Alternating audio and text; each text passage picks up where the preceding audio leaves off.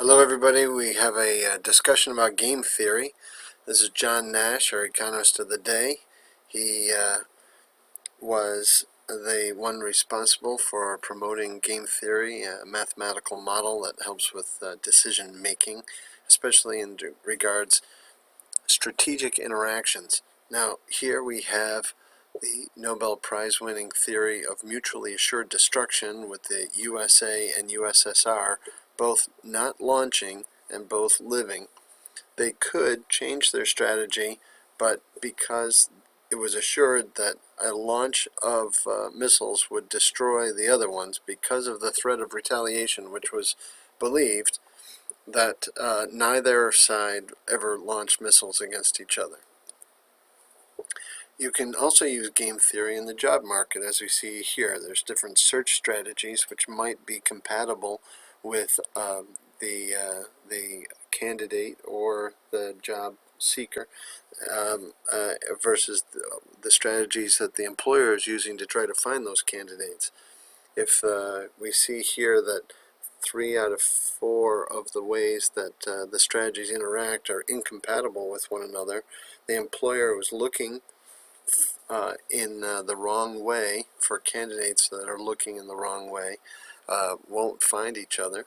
Only if the employer uses a strategy which is compatible with the candidate, only if the candidate uses a strategy that's compatible with the employer's chosen strategy, then will they both win, will they find the right job and the right candidate. Sometimes it's difficult to read these payoff matrices, so I wanted to give you a few straight up ones first. Here we have your car in a game called Head On, where your car, the black car, can either go up or down. Those are the only two strategies you can choose.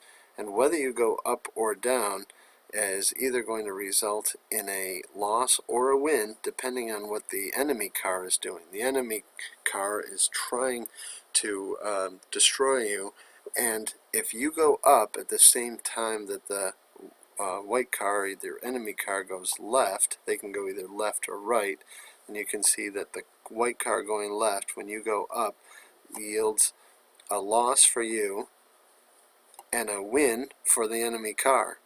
But if the enemy car had gone right when you had gone up, if you had gone up when it went right, it would have lost and you would have won, because it would not have managed to get a head-on collision with you. You're trying to avoid the head-on collision. Your enemy is trying to get in a head-on collision.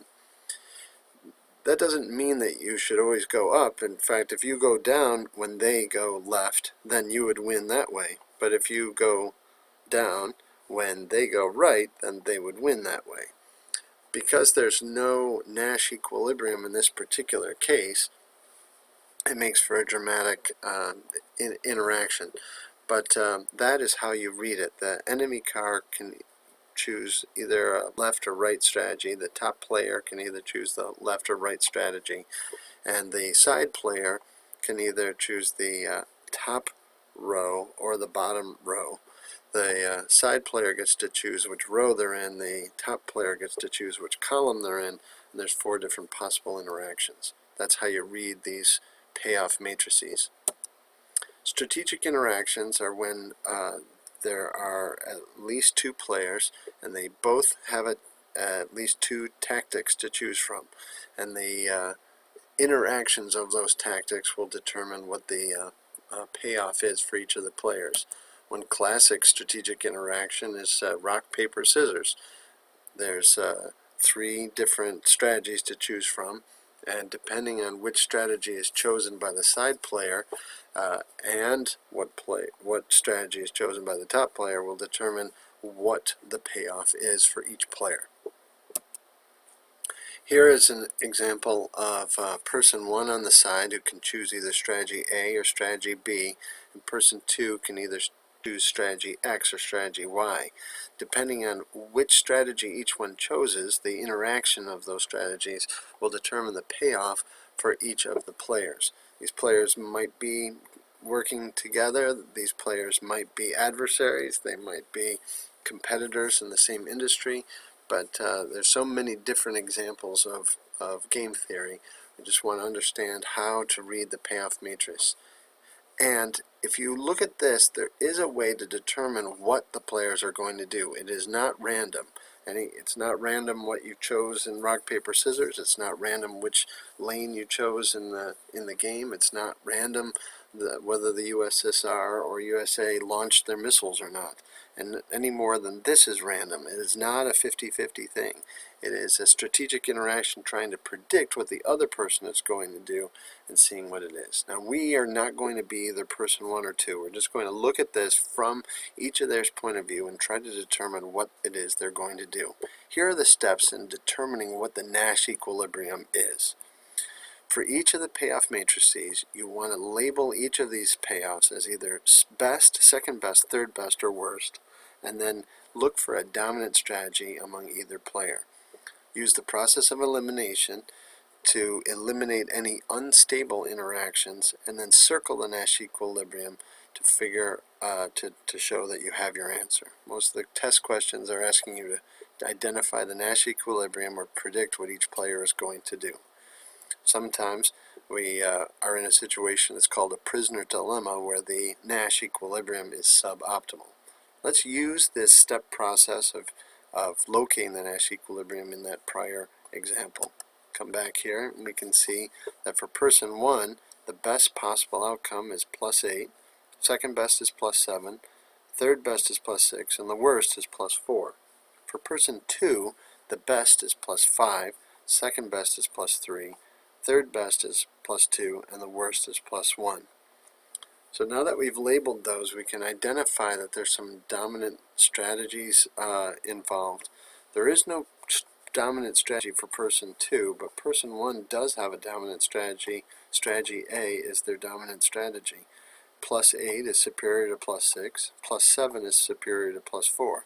They should choose strategy A because they're better off with strategy A than no matter what person 2 does. Therefore, person 2 can really only choose between getting +2 or +3, because person 2 would know that person 1 has a dominant strategy, and therefore person 2 is going to choose the best option available that's left, which is +3, and that makes the +3 for person 2 +7 for person 1 the Nash equilibrium, this bottom right hand corner.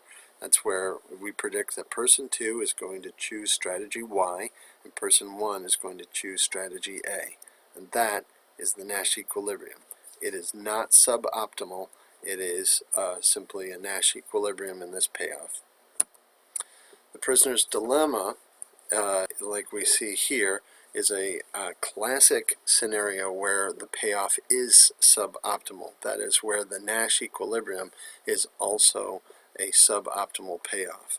If we take a look at this scenario, we would expect that Sam and Carol would work together and both get only 2 years in prison. But because they don't trust one another, they'll each, instead of staying mum and getting 2 years in prison, they both will confess, leading to both of them having 5 years in prison. And after they've both confessed, neither one of them will change their strategy, because if one of them changes their strategy and stops cooperating with the police, they'll get 10 years and let the other one go free. So that leads them to a suboptimal payoff in the upper left-hand corner of the payoff matrix. The Nash equilibrium is where they both confess, they both get 5 years, and it is suboptimal, so it's a prisoner's dilemma.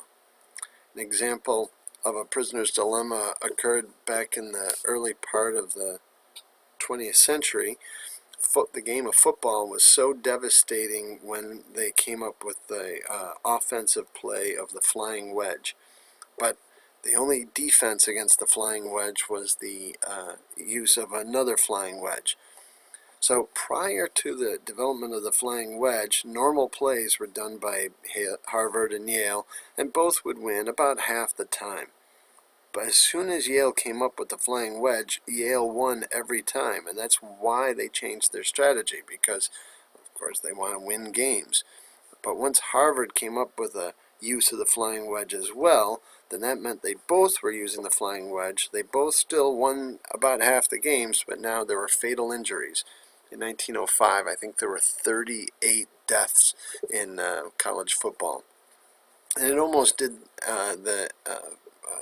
it almost became illegal to play football.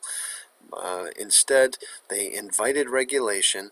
They changed the game, and they got out of the prisoner's dilemma, which is in the bottom right-hand corner here, where they both would use the flying wedge, by agreeing to a league called the National Collegiate Athletic Association, the NCAA, and then it was outlawed to use the flying wedge in that league, and that is why they now both only do normal plays, and they both win about half the time. The soccer free kick strategy is something that you can consider.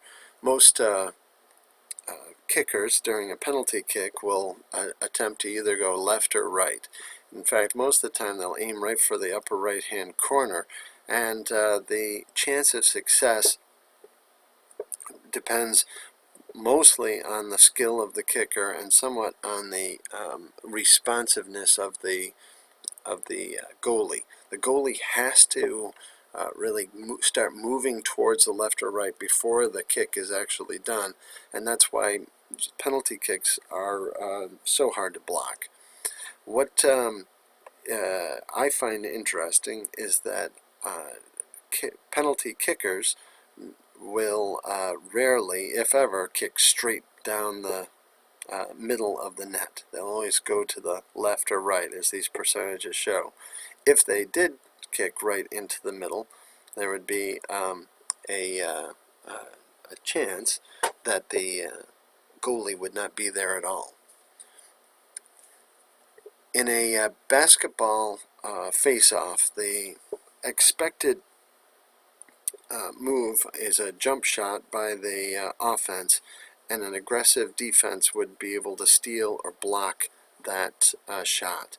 If you take a look at this upper right-hand corner of this payoff matrix, we'll see that the an aggressive defense against a jump shot is really the worst thing for the offense. They don't make the shot, and they do lose possession of the ball. So we know that this is not the Nash equilibrium. Let's identify where the Nash equilibrium is through the process of elimination. Is this the Nash equilibrium? No, it's not stable.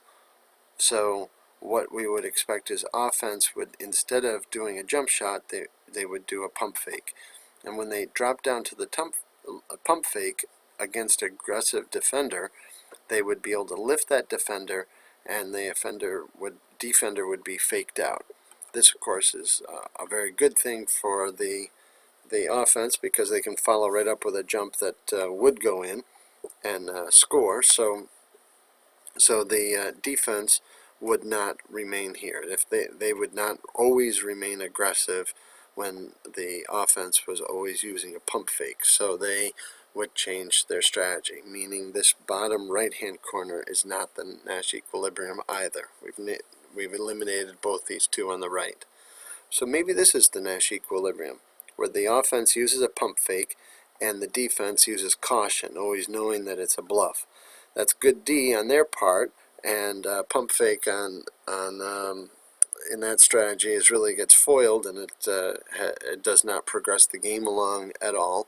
And even though they both are kind of at a tie here, we would know that this is not the Nash equilibrium either, because if the offense knew that the defense was always being cautious, it would be smart for them to switch over to do their jump shot and score, which would be the best thing of all, and that would be very bad D, the worst of all, which means that none of these are the Nash equilibrium. In this particular payoff, we have no Nash equilibrium. And that's what makes basketball games so exciting to watch, because the strategies are constantly changing, there's a lot of anticipation, and there's no stable or predictable, always going to work kind of play. What will you do when you are paired off with a classmate? Are you going to cooperate? Are they going to cooperate? If you both cooperate, you both get +5. But if you knew they were going to cooperate, you could defect and get plus 10 at their expense. So because they know that you might do that, then they might defect as well. That's why the Nash equilibrium in this scenario is you both defect and both get 0. Only if you can find a way to change the game would you be able to cooperate both together and both get plus 5. You might be able to change the game through trust, relationship, retaliation, inviting regulation, or forming some sort of cartel. Have you ever seen The Princess Bride? Here's a famous scene where the two sword fighters are squaring off with their left hands. It's Inigo Montoya and the Dread Pirate Roberts. And Inigo, we know, is an expert sword fighter, and he is so good that even though he's right-handed, he's going to battle the man in black with his left hand. What we don't know is how good of a sword fighter the Dread Pirate Roberts is, and we find out that he's a little bit better with his left hand than Inigo is with his left hand. So Inigo switches. That's right, Inigo switches over, as we see here, to his right hand, and when he does, he's better than the Dread Pirate Roberts is with his left hand. The Dread Pirate Roberts keeps his left hand skill at 11, but Inigo at 15 is superior. So that's why we know that the bottom left-hand corner is not the Nash equilibrium, because we see a change in strategy to improve the outcome. Inigo altered his strategy to try to beat the Dread Pirate Roberts. But can the Dread Pirate Roberts change his strategy? Would he be a better fighter with his right hand? Yes, he is. And here we see him now, both swordsmen fighting with their right hands, and Dread Pirate Roberts fighting against Inigo is superior. He's much superior with a 20, and we never see what happens with the upper left-hand corner, but we can ascertain what that probably would be. The Nash equilibrium is the upper right-hand corner of this payoff matrix, where the Dread Pirate Roberts beats Inigo. Inigo will not be better off by switching now to his left hand, which is inferior to his right. Dread Pirate Roberts will not switch back to his left hand. This is now a stable relationship or interaction of strategies, and the Dread Pirate Roberts is victorious. That's the stable interaction, no more changes. That's the Nash equilibrium. Now, we've all been here in a familiar game, if you will, or interaction. We see Mr. Jones and we see Mr. Smith, and they are coming up to greet each other. If they both offer, let's say Mr. Jones offered his hand at the same time Mr. Smith was offering a hug, Mr. Smith is sad and Mr. Jones is kind of nonplussed here. This is certainly not the Nash equilibrium. If Mr. Smith had known that was the case, he would have changed his strategy over to a hand, making them both happy. Or, if Mr. Jones had known that Mr. Smith was as happy to see him as that, he could have changed strategies and they both would have been extremely happy.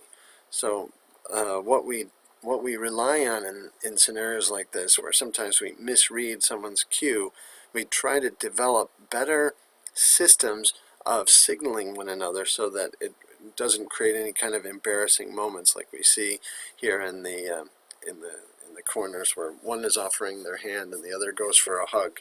So signaling is very important. Clear signals, or establishing some kind of recognized social cues so that you know whether you're in a society or in a particular scenario where hugging is appropriate or handshake is the appropriate way to go.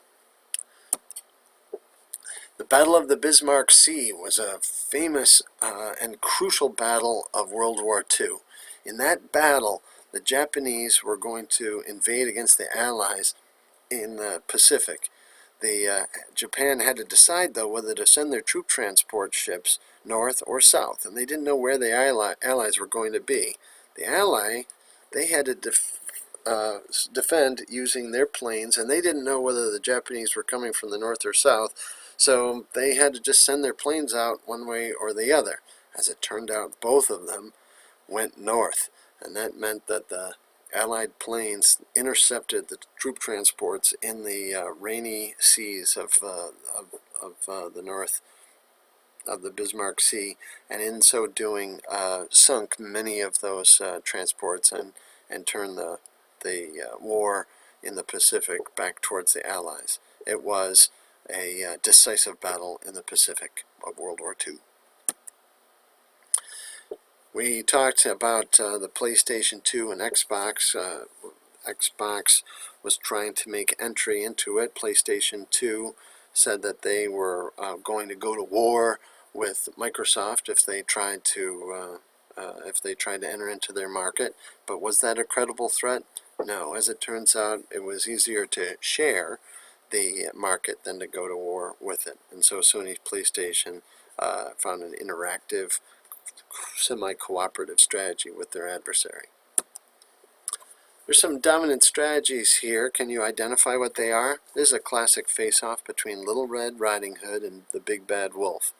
Now, Little Red, from her point of view, she can either get 0 or plus 10. She can get 0 or be eaten by the wolf. So it's not clear what she should do because she doesn't really know what the Big Bad Wolf is going to do. So she does not have a dominant strategy. The Big Bad Wolf, on the other hand, he'll get either 0 or he'll get something to eat if he's bad. So he does have a dominant strategy to be bad, and either way, no matter what Little Red does, he'll get something to eat, and so he's going to be bad. Little Red now, although she doesn't have a dominant strategy, she does know what she should do. She should take the pathway, which is what she did in the story. The Nash equilibrium, therefore, is in the bottom right-hand corner because one of them has a dominant strategy. Relationships, too. I'm thinking, should I work late or should I go home? I wonder what she's going to do. Is she going home or is she working late?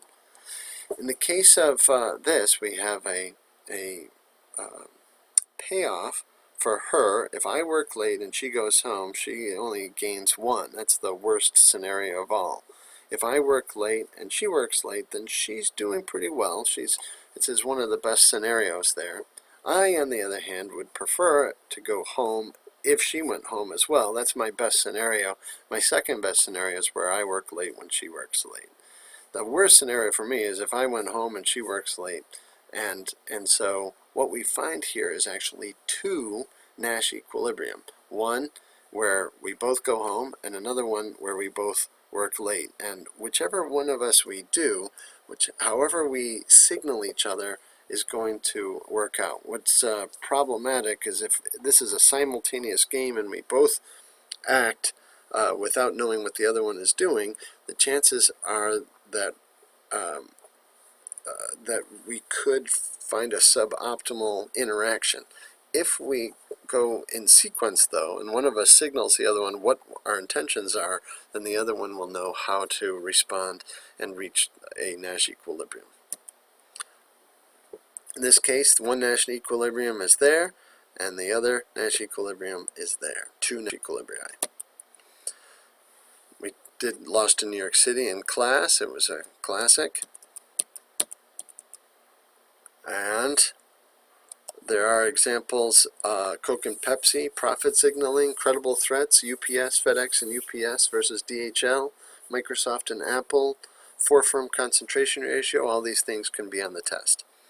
Here is a pricing strategy for firms 1 and 2. If firm 1 chooses to go high and firm 2 chooses to go high, they'll both make $6 million. But if firm 1 is going high and firm 2 knows it, firm 2 can change its strategy and go low and make $8 million by gaining more market share and deprives firm 1 of some of its profits.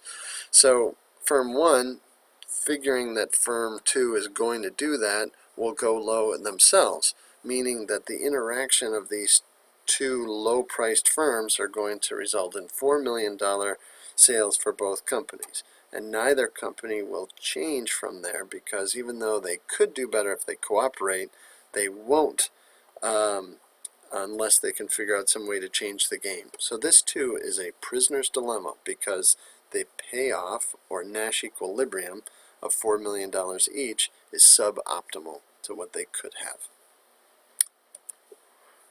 fuzzy family fix. Here's Aunt Mabel. She, you don't know whether she's going to try to kiss you on the cheek or the mouth. If you just go for a little peck on the cheek, and she also gives you a peck on the cheek, then you both benefit very nicely. But if she changes her strategy at the last minute and kisses you on the mouth, then you lose 50 utils. She gains 20. So Aunt Mabel is this plus 10 for both of you is not a stable relationship because she has something to gain. This is not a stable payoff. So this can't be the Nash equilibrium. Over here, this certainly can't be the Nash equilibrium because it has your worst scenario in it. Down here can't be the Nash equilibrium either because she has her worst payoff in it. And this one can't be the Nash equilibrium either because if you hugging, waving, or handshake would be something that you would gain something from. But if you knew that she was going to behave herself, then you would really rather just give her a peck on the cheek and let her know that you do care about your aunt. This is why, without any Nash equilibrium involved, there's always a unknown situation with how the two strategies should interact. Lastly, we look at traffic on a network. If there were 100 students and they were all leaving A and trying to get to B or D, then they could choose to go from A to C and take 2 hours to do so. And if all 100 of them traveled from A to C, then traveling from C to D would also take 2 hours because it would take 1 hour plus 100 over 100 hours, or 2 hours. So the total trip would take 4 hours going from A to C, C to D.